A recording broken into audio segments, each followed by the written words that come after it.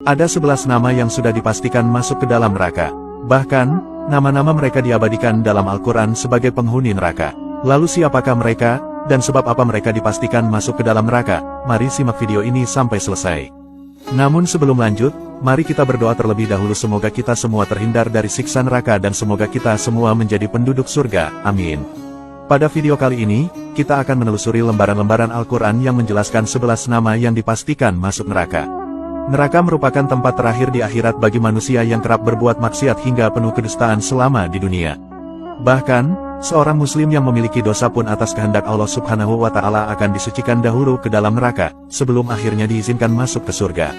Berikut 11 nama orang yang dipastikan masuk ke dalam neraka. Nama yang pertama, yaitu Firaun. Firaun adalah raja Mesir yang dikenal angkuh dan sombong. Ia mengaku-ngaku kalau dirinya adalah Tuhan. Bahkan secara terang-terangan dia menentang ajaran Nabi Musa alaihissalam. Akibat keangkuhannya itu, maka Allah Subhanahu wa Ta'ala pun menenggelamkan Firaun beserta pengikutnya di Laut Merah. Kala itu ia sedang mengejar Nabi Musa alaihissalam dan pasukannya. Allah Subhanahu wa Ta'ala berfirman dalam surat Ghafir ayat 46 yang artinya, kepada mereka diperlihatkan neraka pada pagi dan petang, dan pada hari terjadinya kiamat. Lalu kepada malaikat diperintahkan, masukkanlah Firaun dan kaumnya ke dalam azab yang sangat keras. Nama kedua yang dipastikan masuk neraka, yaitu Qarun.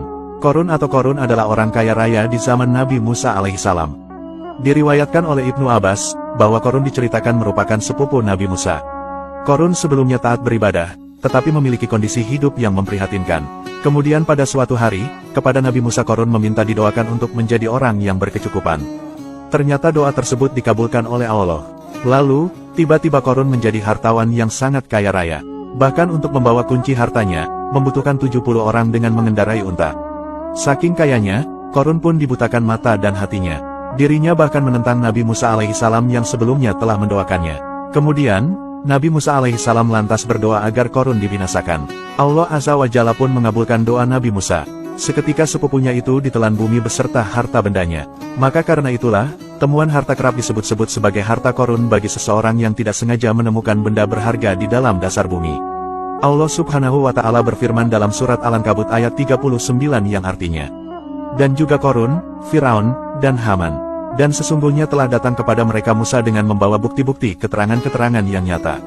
Akan tetapi, mereka berlaku sombong di muka bumi, dan tiadalah mereka orang-orang yang luput dari kehancuran itu. Nama ketiga yang dipastikan masuk neraka, yaitu Abu Lahab dan Ummu Jamil. Abu Lahab dan Ummu Jamil merupakan paman dan bibi dari Nabi Muhammad. Meskipun bagian dari keluarga Rasulullah, ternyata nasib dan jalannya berbeda. Di mana, mereka berdua menentang ajaran Allah Subhanahu wa Ta'ala serta kerap menentang dakwah keponakannya itu. Selain itu, istrinya yaitu Ummu Jamil juga dikenal sebagai wanita tukang mengadu domba. Sehingga, pasangan suami istri ini cukup dikenal sebagai orang yang selalu berbuat culas serta zalim. Akibat dari perbuatan itu, tubuh Abu Lahab dipenuhi dengan bisul hingga akhir hayat. Kisah tentang Abu Lahab ini tertulis dalam Al-Quran surat Al-Lahab. Allah Subhanahu wa Ta'ala pun menjaminnya sebagai orang yang celaka serta akan masuk ke dalam neraka. Nama keempat yang dipastikan masuk neraka, yaitu Qabil. Qabil adalah putra Nabi Adam alaihissalam. Tapi dia dipastikan masuk neraka karena merupakan manusia pertama dalam sejarah manusia yang melakukan pembunuhan. Dahulu, Qabil membunuh saudara kembarnya sendiri yaitu Habil. Alasannya adalah, yaitu karena iri dengan saudaranya itu lantaran memiliki pasangan yang lebih cantik, sehingga ia berniat ingin merebutnya. Allah Subhanahu wa Ta'ala berfirman dalam surat Al-Maidah ayat 27-31 yang artinya, ceritakanlah kepada mereka kisah kedua putra Adam yaitu Habil dan Qabil menurut yang sebenarnya, ketika keduanya mempersembahkan kurban, maka diterima dari salah seorang dari mereka berdua yaitu Habil dan tidak diterima dari yang lain yaitu Qabil. Ia berkata, aku pasti membunuhmu. Berkatalah Habil, sesungguhnya Allah hanya menerima kurban dari orang-orang yang bertakwa. Sungguh kalau kamu menggerakkan tanganmu kepadaku untuk membunuhku, aku sekali-kali tidak akan menggerakkan tanganku kepadamu untuk membunuhmu. Sesungguhnya aku takut kepada Allah, Tuhan seru sekalian alam. Sesungguhnya aku ingin agar kamu kembali dengan membawa dosa membunuhku dan dosamu sendiri, maka kamu akan menjadi penghuni neraka. Dan yang demikian itulah pembalasan bagi orang-orang yang zalim. Maka hawa nafsunya Qabil menjadikannya menganggap mudah membunuh saudaranya. Sebab itu, dibunuhlah ia Habil. Maka jadilah ia Qabil seorang di antara orang-orang yang merugi. Kemudian Allah menyuruh seekor burung gagak menggali-gali di bumi untuk memperlihatkan kepadanya Qabil bagaimana seharusnya menguburkan mayat saudaranya Habil.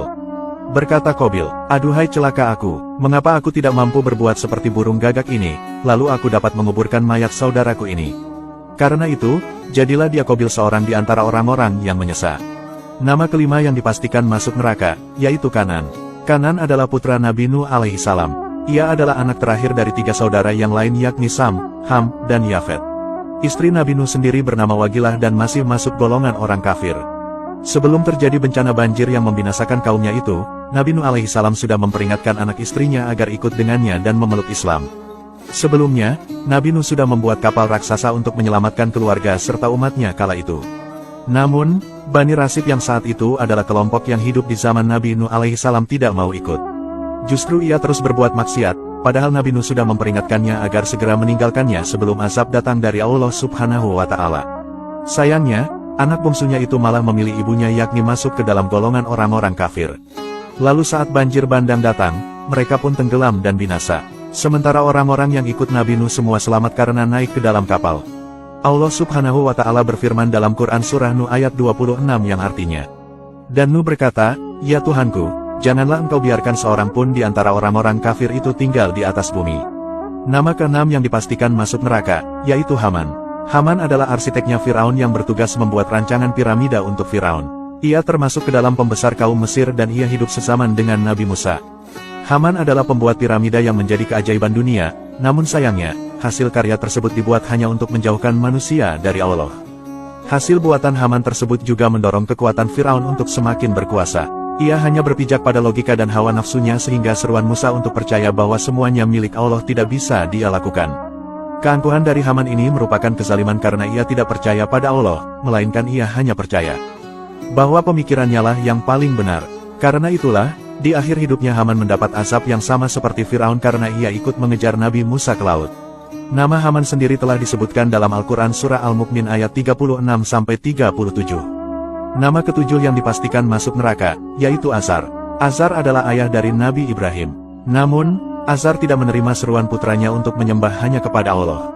Azar diketahui berprofesi sebagai pembuat patung yang nantinya akan disembah. Ia juga adalah orang kepercayaan Raja Namrud. Nama ke-8 yang dipastikan masuk neraka, yaitu Walia istri Nabi Lut. Nabi Lut dahulu diutus untuk meluruskan fitrah kaum Sadum. Kaum Sadum memang terkenal dengan perilaku yang menyimpangnya. Istri Nabi Lut bukannya mendukung suaminya, tapi malah lebih percaya kepada pembesar-pembesar kaum Sadum dan mengkhianati suaminya. Karena itulah, ketika kaum Sadum diazab oleh Allah, istri Nabi Lut ini juga turut terkena azab dan meninggal dunia. Allah telah menyediakan tempat di neraka untuk Waliyah. Nama ke-9 yang dipastikan masuk neraka, yaitu istri Nabi Nuh. Sama halnya dengan Waliyah, istri Nabi Nuh juga membangkang kepada suaminya dan lebih mendengarkan apa kata pembesar kaumnya yang kafir. Istri Nabi Nuh sendiri bernama Waliyah, namun ada juga yang menyebutkan bahwa nama istri Nabi Nuh adalah Amzurah binti Barakil. Ketika banjir besar terjadi, istri Nabi Nuh tewas karena dia tidak mau mendengarkan suaminya dan malah lebih percaya kepada pembesar kaum kafir. Nama ke-10 yang dipastikan masuk neraka, yaitu Raja Namrud. Namrud adalah Raja Babilonia yang sangat cerdas melebihi kecerdasan manusia pada zaman itu, namun karena kecerdasannya, hal itu kemudian malah membuatnya menjadi sombong dan tidak mengakui Tuhan. Tidak hanya itu, Namrud juga mengaku bahwa dirinya adalah Tuhan dan menentukan siapa saja yang boleh hidup dan mati di bumi. Raja Namrud dikenal karena memiliki harta karun yang luar biasa. Cadangan makanannya berlimpah, bala tentaranya banyak, serta istana yang megah bersama menara Babel Raja Namrud. Namun sayangnya, ia berlaku sombong dan tidak mau mengikuti ajaran Allah yang dibawa Nabi Ibrahim, bahkan Raja Namrud berani menentangnya dan menzalimi Nabi Ibrahim. Karena itulah, Allah lantas mengazabnya dengan mengirim jutaan nyamuk menuju bala tentara Raja Namrud. Saking banyaknya, sinar matahari pun tertutup oleh gerombolan nyamuk ini. Nyamuk tersebut menghisap seluruh darah bala tentara Raja Namrud. Melihat peristiwa aneh itu, Raja Namrud pun lari dan bersembunyi ke ruangan khusus tetapi satu nyamuk mengikutinya dan masuk ke kepalanya melalui lubang hidungnya. Nyamuk itu lalu menyiksa Raja Namrud selama 400 tahun atau selama ia berkuasa dengan sifat sombongnya. Raja Namrud pun meninggal dunia dengan keadaan zalim. Wallahu a'lamu bishawab.